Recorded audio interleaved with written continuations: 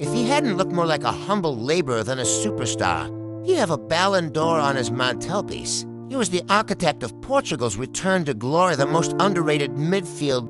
Deco, born in Brazil in 1977, Deco found no luck in his homeland, so at 20, he headed to Portugal to gamble on his future. In 2001, his path crossed with destiny in the form of Jose Mourinho. It was a meeting of minds that would shake the footballing world. Together, they swept the board in 2003. Winning the mini-treble, Barcelona came knocking, but Mourinho made him a legendary promise. Give me one more year. We win the Champions League, then you can go anywhere. In a world of footballing giants, Porto winning the big one seemed a fantasy.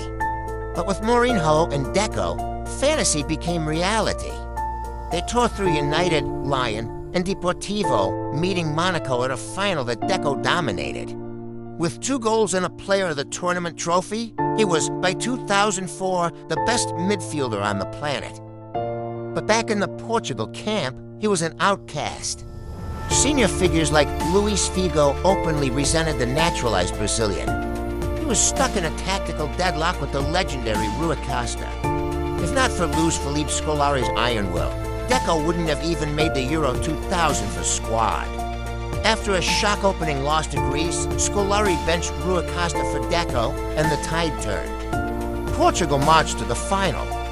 In the 74th minute, Deco played a sublime ball to a young Cristiano Ronaldo, a golden chance that was wasted.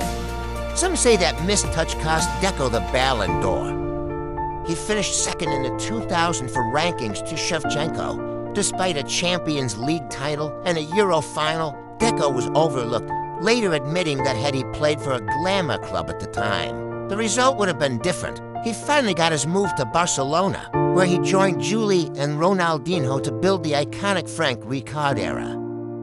By 2006, he had conquered Europe again with Barca and led Portugal to a World Cup semi-final. He was the catalyst. Before him, Portugal was a fringe team. After him, they became a permanent fixture of the elite.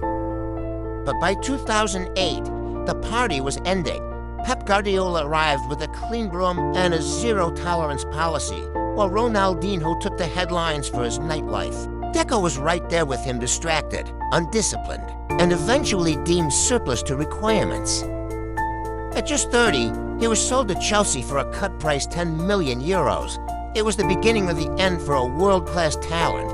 Had he stayed disciplined, his trophy cabinet might be even more crowded. But even so, the miracle of Porto and the rise of modern Portugal will always begin with the magic in Deco.